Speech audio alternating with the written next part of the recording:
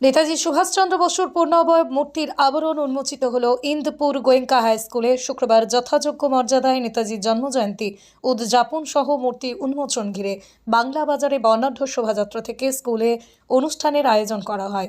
উপস্থিত ছিলেন ইন্দপুরের BDO Sumanta Bhowmik, OC Biswanath Das, range আধিকারিক কোয়েল মৌলিক, সমাজকর্মী জয়দেব ব্যানার্জি, সুখদেব চন্দ্র সহ স্কুল কর্তৃপক্ষের অনেকে। স্কুলের প্রধান শিক্ষক অনাদি ঘোষ জানান, স্কুলের প্রাক্তন ছাত্র বাঁশিডি গ্রামের সচ্চিদানন্দ পাত্রের আর্থিক সহায়তায় মূর্তি স্থাপন হয়।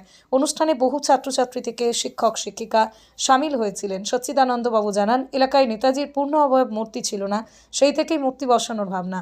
বেদি তৈরি সহ প্রায় 10 ফুট উচ্চতার ফাইবারের মূর্তি বসানোয় খরচ প্রায় 3.5 লক্ষ টাকা। স্কুলের সহ শিক্ষক স্বরূপ চ্যাটার্জি বলেন, দেশনায়ক নেতাজির পায়ের ধুলি পড়েছিল এলাকায়, সেই এলাকায় মহান দেশনায়কের মূর্তি বসাতে পেরে আমরা গর্বিত। নিজেরই মনে হয়েছিল যে সমস্ত জায়গায় এইখানে 3টা মোড় আছে বাংলাতে, সব 2টো মোড় ভর্তি হয়ে গেছে মনীষীদের বা আরও কারো মূর্তি দিয়ে। তো এইটা মনে হয়েছিল যে এইখানে স্কুলের সন্নিকটে নেতাজির মূর্তিটাই যথোপযুক্ত। সেইখান থেকে আমার এটার অনুপ্রেরণা হিসাবে আমার ভাই সুখদেব ভাই ছিল, সুখদেব চন্দ এবং জয়দেব ব্যানার্জি, ওরাও গোড়ার থেকেই ওরা এই আলোচনার প্রথম থেকেই ওরা ছিল। তো মোটামুটি মূর্তিটা 1,70,000, তার সেই জিএসটি এইসব আরও আলাদা ছিল, আনার খরচ আলাদা ছিল, বসানোর খরচ আলাদা ছিল। স্কুলে পড়েছি ছাত্র। আজকে আমরা প্রথমেই এখান থেকে শোভাযাত্রা বার করেছি, বর্ণাঢ্য শোভাযাত্রা। সেখানে এনসিসি থেকে আমাদের স্কুলের সমস্ত ছাত্রছাত্রীরা অংশগ্রহণ করেছিল। তারপরে আমাদের এখানে পতাকা উত্তোলন হয়, আমাদের মূর্তির আবরণ উন্মোচন হয়, নেতাজির পূর্ণাবয়ব যে মূর্তি তার আবরণ উন্মোচন হয়।